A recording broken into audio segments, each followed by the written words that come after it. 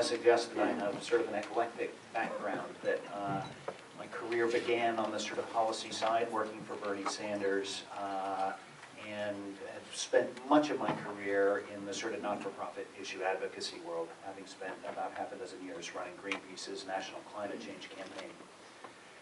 And after sort of 6 years running around the country, like Will, getting people arrested, protesting, in many cases, corporate polluters, I sort of came to the conclusion that companies in so many ways were at the heart of this issue and problem.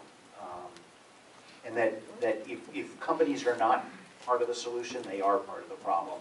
And so I made the decision to sort of leave the not-for-profit world and go to work for companies. I think I was interested in being part of companies that were not sort of the usual suspects, right? So not the renewable energy industry, but sort of more mainstream companies that could perhaps lead by example and show that you know, you could build a healthy, profitable business by sort of doing the right thing, attempting to do the right thing. So I led sustainability work at 7th Generation for a couple of years, and I'm now at Ben & Jerry's. So I really see, you know, companies as being crucial to our ability to solve this problem. I'm sort of both optimistic on the one hand and pessimistic. I'm sure you all saw the latest paper that James Hansen and a series of his colleagues released over the last week, showing that 2 degrees is actually catastrophic, that, you know, something more like 1 degree Celsius is where we need to be, and talked about, you know, unless we quickly make some changes, we're well on our way to, you know, 4, 5, 6 degrees C by the end of the century, which is just a absolutely fundamentally different planet than we now inhabit. On the other hand, there was a series of public opinion polls released a couple of weeks ago that showed broad alignment of American people, state by state, that climate change is real, that it's driven by humans, and that they are looking for government to solve the problem. In fact, I don't tell this to many people. I grew up in Vermont, but I was actually born in Texas, Dallas.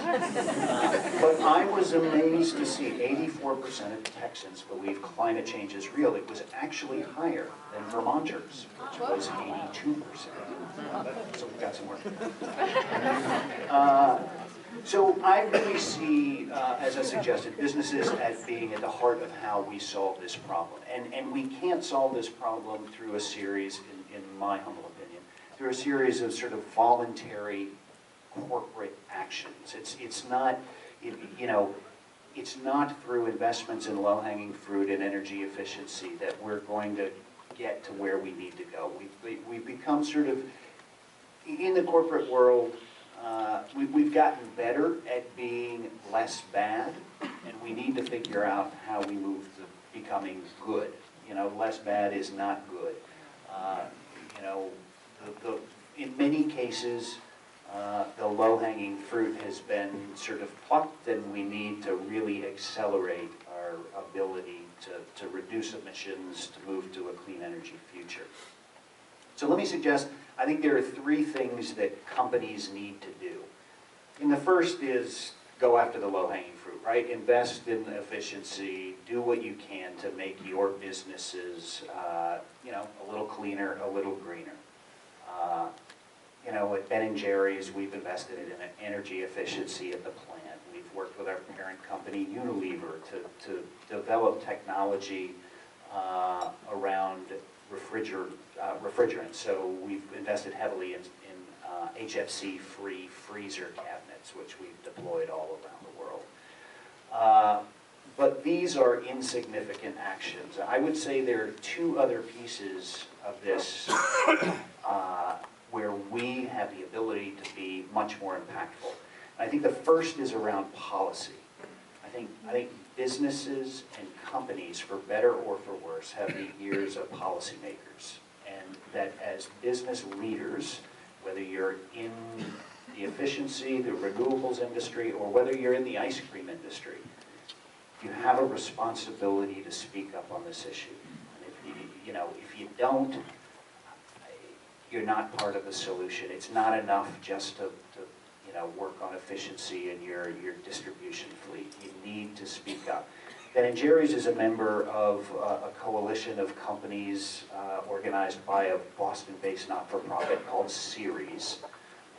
And you know, we spend a fair amount of time talking with policymakers in Washington, D.C. on this issue. And I'll admit that this is not currently on the radar in D.C.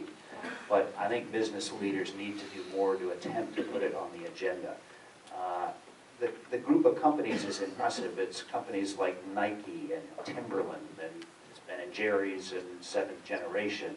But again, these are companies that don't necessarily have skin in the game, right? They're not the polluters, and they're not the renewable energy companies on the other side. And so I think there's a real opportunity for those companies to talk to policymakers about the potential risks to their businesses. You know, if you think about our business, we source ingredients from all over the world. We're getting vanilla from Uganda, we're getting coffee from Mexico. You know, our supply chain is global, and it's put at risk by a rapidly changing planet. And so I think companies can make a business case about why it makes sense to go after solutions to climate change. Let me add one other thing. So I think we all need to, you know, clean and green our business. I would encourage all of you to talk to business leaders in your community and ask them to become actively engaged in the push for policy at the state level, at the national level.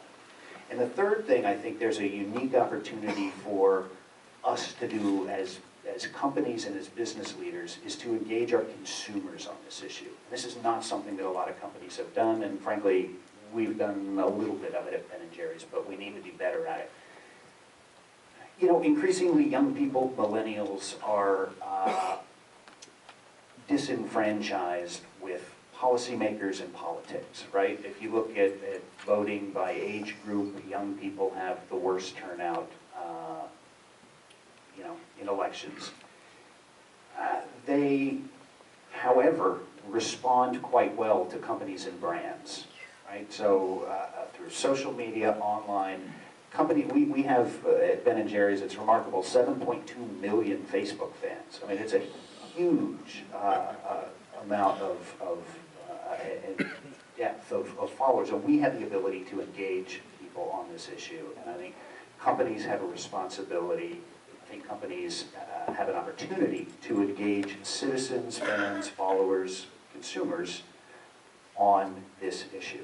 So I would encourage you to engage business leaders, to get them engaged in the policy fight, and to think about how can we use the power of companies and brands to engage a wider swath of society on this issue.